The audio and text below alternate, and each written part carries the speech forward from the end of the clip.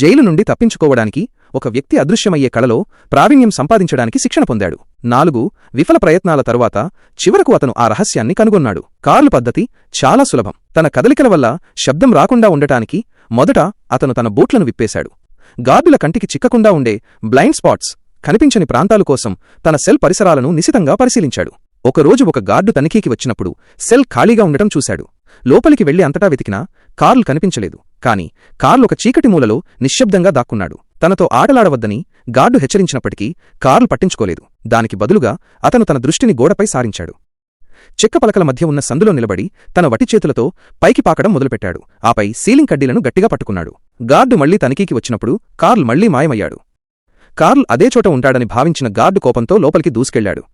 కాని ప్రతి మూల వెతికినా ఏమీ కనిపించలేదు.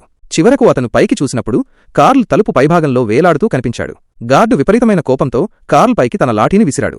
కాని కార్ల్ గర్వంగా నవ్వి ఊరుకున్నాడు. ఎందుకంటే అతని అదృశ్య విద్య చివరకు పనిచేసింది.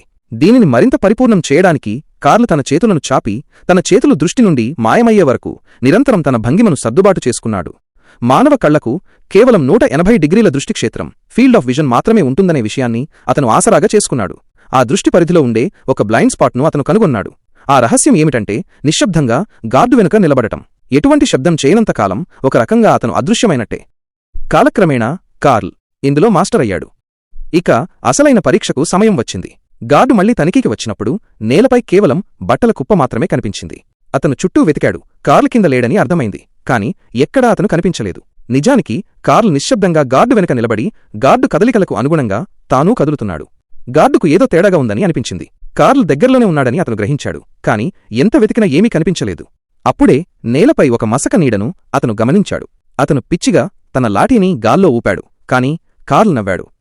అతను తన అరచేతిపై ఒక కన్ను గీసుకున్నాడు. దానిని గార్డు యొక్క దృష్టికోణంగా ఊహించుకున్నాడు. ఇప్పుడు అతను కేవలం గార్డు కదలికలను అనుకరించడమే కాకుండా గార్డు ఏం ఆలోచిస్తున్నాడో కూడా ముందే ఊహించాల్సి ఉంది. నిరంతర సాధన ద్వారా కార్ల్ అదృశ్య విద్య దాదాపు పరిపూర్ణమైంది. ఇప్పుడు సెల్లో కార్ల్ నీడ కూడా కనిపించడం లేదు. మరొక తనిఖీ సమయంలో గార్డు మళ్లీ గది ఖాళీగా ఉండటం చూశాడు. అతను ఆగ్రహంతో ఊగిపోతూ కార్ల్ కనిపిస్తే కొట్టి చంపేస్తానని శపథం చేశాడు. అతను నేలతో సహా అంతటా వెతికాడు. కాని ఏమీ దొరకలేదు. అకస్మాత్తుగా కార్ల్ వెనుక నుండి దాడిచేసి గార్డును గట్టిగా నేలకేసి కొట్టాడు. అతను పైకి లేవడానికి ప్రయత్నించినప్పుడు కార్ల్ మళ్లీ పంచ్ ఇచ్చి సెల్ నుండి బయటకు ఎగిరిపడేలా కొట్టాడు. గార్డు పూర్తిగా భయపడిపోయాడు. కార్ల్ ఒక దెయ్యంలా మారిపోయాడు. ఎవరికీ కనిపించడు మరియు ఎవరూ అతన్ని తాకలేరు. కాని అతను చివరకు జైలు నుండి తప్పించుకోవడానికి సిద్ధమవుతున్న తరుణంలో కార్ల్ శిక్షాకాలం ముగిసిందని అతనికి సమాచారం అందింది. అతను స్వేచ్ఛగా వెళ్లవచ్చు.